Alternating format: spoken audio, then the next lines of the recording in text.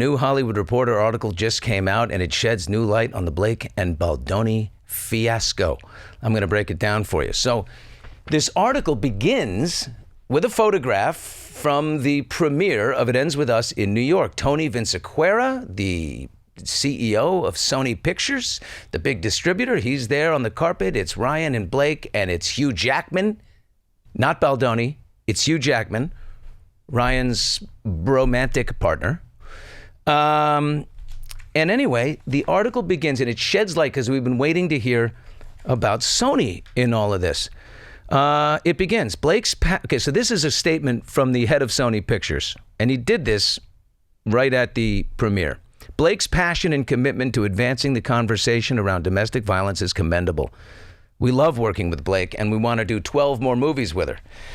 Ooh, ask that question now. Anyway, it's easy to surmise from that statement that the head of Sony Pictures, his statement came at the request of Blake, who was eager to stop the bleeding from her public image. So the head of Sony Pictures, Tony Vinciquerra, his statement is just one of numerous examples along the way where Sony seemingly attempted to support and appease Blake Lively.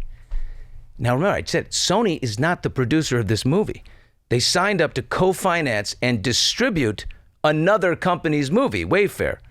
And now it finds itself caught up in these dueling lawsuits that have allegations of harassment and cyberbullying and extortion and all of this. But until now, right, the mystery of how Blake Lively's cut of the movie arrived in theaters. It's never been detailed before. How did Blake's edit become the actual edit, the actual film that people saw in theaters and saw in droves? Okay, so it goes to where everything began. The angst on the set of It Ends With Us escalated quickly. It began May 26, 2023, just a few weeks into production. Blake calls Sony production executive Ange Giannetti. Okay, we finally get a name from Sony. Ange Giannetti, a Sony production executive, and Blake wants to log concerns over unwelcome and inappropriate behavior by Baldoni and Wayfair's CEO Jamie Heath, okay, on the set. This is according to Blake's amended complaint, which she put in last week. So Giannetti explained promptly that any formal HR complaints got to be lodged with Wayfair. They're the producer of the film. We're only the distributor, again. So, by the way, there are sources that counter this, that say Lively did log several calls to Giannetti, the Sony executive, but they counter the nature of them, saying actually many of those calls were about COVID protocols on set from Blake. So in the amended complaint, Blake asserts that all of the calls were about alleged harassment. Most about COVID protocols. So there's many gripes coming, okay? Now, the Sony exec, Giannetti, said to have taken the matter seriously, and as she did Ange, I think is a she did when she learned from the other parties of an incident involving another actress. We know that. We believe that to be Jenny Slate. That's the incident which prompted Baldoni to write a nice email to, we believe, Jenny Slate, to say, listen, I understand you have concerns, and we're going to make some adjustments. All will be good. We're going to hear eventually from Jenny Slate and maybe the other actress, because Isabel Ferrer, we believe, whoever the other one is, because Blake says there are two actresses other than her who are going to come forward when this goes to trial. Those people, by the way, no other cast member is anywhere to be seen. They're all, with their heads buried into the sand. Okay. So let's go through the summer now because of the actors' strike, the writers' strike from May 2023. We get to November 2023. This is where Blake drafts up a list of 17 demands that Baldoni and Heath, his partner at Wayfair, have to sign if she's going to return to work. Okay? So I'm not coming back after the strike unless you sign these 17 demands.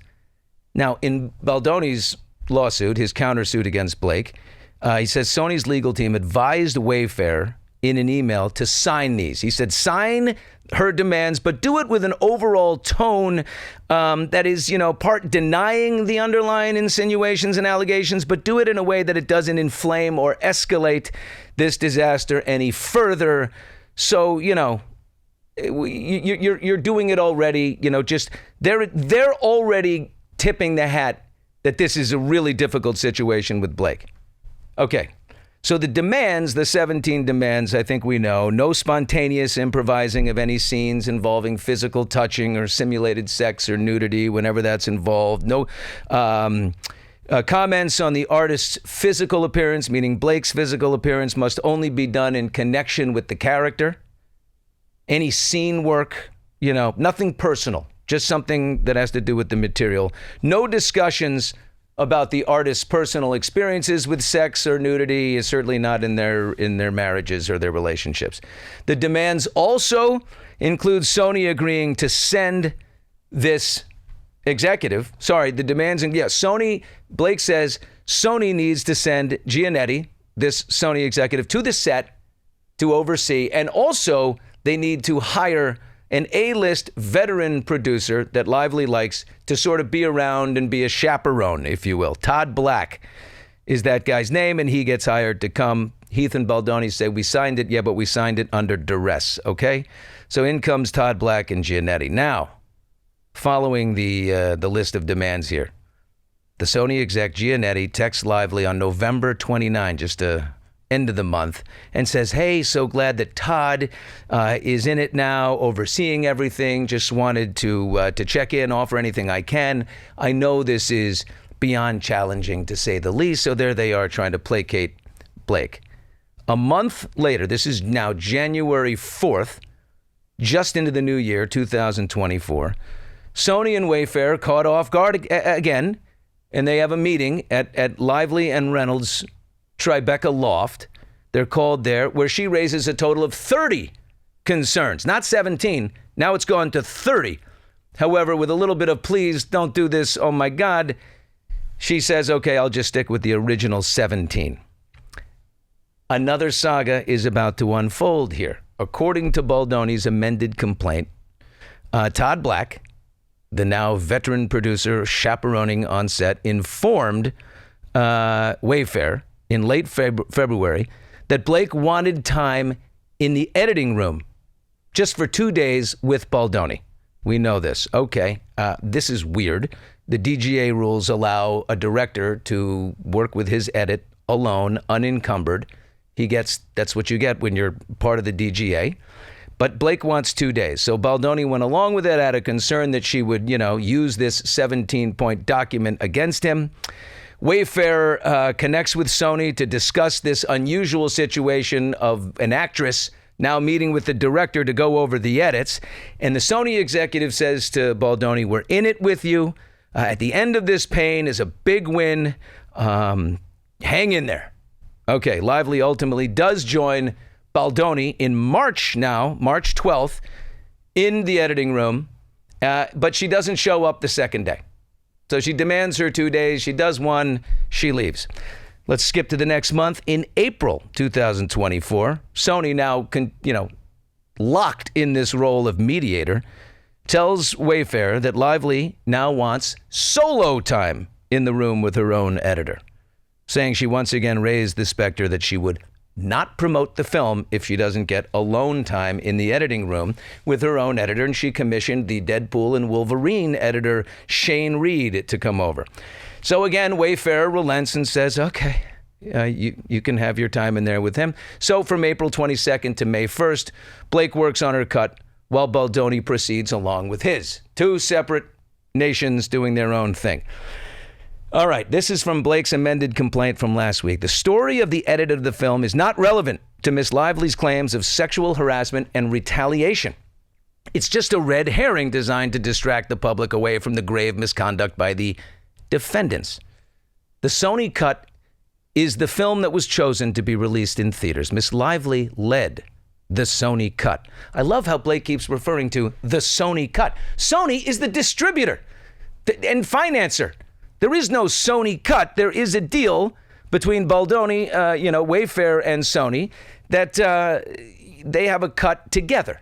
They share a studio cut. Basically, if they go and they test the film with a test audience and the film stinks, then Sony can say, okay, we're going to go and we're going to hire a new editor, and they have a right to do that. Okay. But they share that, and so Sony can't just arbitrarily give that to Blake. But look, she's saying she will not promote the movie unless her cut is the one. So creative control again becomes an issue in the end of April 2024. Heath, outraged when he learns that Blake is requesting to bring in now creative collaborators into the editing room with her own editor. Now she wants a whole team of people to come in and look at the movie. According to Baldoni's amended complaint, Wayfair says we have final cut and we run this process. Sony's an investor and a distributor. Okay, this is what the Sony executive tells Heath. The Sony executive says, we got your back. We agree with you. You guys have total control here. We're going to hold her off. All right. Heath notes that Sony appeared to bend over backwards. He takes issue with Sony to accommodate Lively. The Sony executive acknowledges the imbalance, admitted it was not a situation that anyone foresaw. Now we got drama between Wayfair and Sony, and they're saying, we're so sorry. We didn't want to do this either. But then someone higher up on the food chain at Sony speaks with Lively. She drops the demands regarding the additional collaborators. Okay, so now it's just her and her editor. But wouldn't you know it, Sony has to manage another problem that's coming up. Sony was particularly concerned that Blake would change her mind about reaching out to Taylor Swift to secure the release of My Tears Ricochet for the trailer. Okay? Now this is where Sony, this tells you all roads lead back to Taylor Swift. This is how important she is. Now Sony's like, okay, we're going to stop being so nice to our partners here because we don't want to lose the Taylor thing. And of course, Blake is definitely leveraging her relationship with Taylor. So when Jamie Heath refuses to acquiesce on the latest demand, the clearly frustrated Sony executive who wants Taylor Swift's song in this trailer very badly sharply says to Jamie, you don't want to play ball. You're going to delay and greatly hurt the movie. Good luck. Finish the director's cut and we could have multiple previews down the road. Well, this is little Jane the Virgin guy. He's just trying to get his movie done. He says, okay, I acquiesce again. I mean, Blake's Taylor Swift thread here is definitely materializing. And I can definitely tell you that relationship between Taylor and Blake is El Dunzo. No chance. All right, so June. We get through the spring. Here we are, June. It's 2 months before, 3 months before the big premiere. But the coup is complete in June. Sony calls Wayfair to say that neither Blake Lively nor any of the cast are going to promote the film unless Lively's cut is used. So that threat, I'm not going to promote it, now comes to fruition. We're using my cut or I don't promote the movie. Baldoni forced to choose between killing the film or firing himself as director. How nice. So she gets the cut. And when her cut is screened at the big, book convention, Book Bonanza in June, 3,500 people are there. There is an ecstatic response. Social media is lit up. A Sony executive writes to Blake Lively, because they're playing all sides here. Oh my God, I haven't seen a response like this since a Marvel movie. This is like Marvel huge, Blake. You're amazing. Sony not done playing mediator here. It's not over. Tensions stay inflamed regarding other demands throughout the summer over a number of issues. Lively asked Sony to have Wayfair submit letters to the PGA now, the Producers Guild, explaining all the work she's done. She wants credit with the PGA. Lively instructs Sony to tell Wayfair and Baldoni that any goodwill left between us is done. What goodwill? There couldn't be any goodwill left, but any goodwill is done if you don't send those letters to the PGA telling them how great I was and that we used my cut and everything. Heath and Baldoni, oh my God. So they sent a letter to their own lawyers saying, okay, we'll send those letters to the PGA, but I want, for the record, we're doing this under duress. Sony also had to deliver the news that Blake was asking that the credit, a film by Justin Baldoni, those words, a film by, get removed, as well as, by the way, his name had already been removed from the poster next to hers. So now she wants he doesn't even get to say he made the movie. Blake's cut with Baldoni as the director, gets released. As you know, it's a huge success. It only cost $25 million to make. It made $50 million in the opening weekend. Guess what? It finished second, right behind Deadpool and Wolverine. Never, not since 1990, had a husband and wife team, had two movies that topped the box office. And what does the Sony executive send to Blake? Oh my God, $50 million. Oh my God, your blood, sweat, tears, and your brilliant smarts and your heart and your soul is in every single frame. My God, it's incredible. Thank you 50 million times. And it's only Saturday night. We're having a huge weekend. That comes from Giannetti, the Sony executive, who I must be in Belarus by now. No one, not even Baldoni, will officially say how much of his original cut was put back into Blake Lively's cut, but Baldoni's editors told him a substantial amount. According to Baldoni's complaint, they tested it, and Blake's was 10, 12 points behind hers, so they put a lot of his stuff back in there. Then, of course, she files in Christmas, the New York Times article, she files the civil complaint in California. And she says Justin Baldoni was perfectly fine with taking credit for Blake Lively's editing work until he feared she was making her sexual harassment concerns more public. Baldoni, Heath Sarowitz, and Wayfair had no complaints about lining their own pockets with the success of the film at the box office. The public did not even know that Miss Lively is the one who worked so hard to edit the movie. By the way, on that Friday, when the movie opened, a journalist caught up with Baldoni and said, hey, would you consider directing the adaptation of Colleen Hoover's next book, It Starts With Us? And he suggested maybe Blake Lively's better suited for the job, the poor guy. Well, now we finally have Sony executives on the record. We've got Ange. We've been wanting to know, where is Sony in all this? And all those sleuths online and sleuths on TikTok and everybody investigating this, from Candace Owens to Zach to Steph with the deets, to all these people, they were all right. This article confirms, you can really see how much a pain in the rear end she was. I mean, now you got Sony there. They're definitely going to depose Brian Friedman. Baldoni's lawyer is going to definitely depose Friedman. Going to depose all these Sony executives. If Blake Lively's two actresses don't come forward vociferously in her defense, which I can't see them doing. They're actresses who want careers. They just want to be in movies. How'd they get swept up in this? They followed Blake in the beginning because she was the bigger deal. And if I'm them, I just say, I'm out. If you want to save what's coming up in the future, I'm out. All right.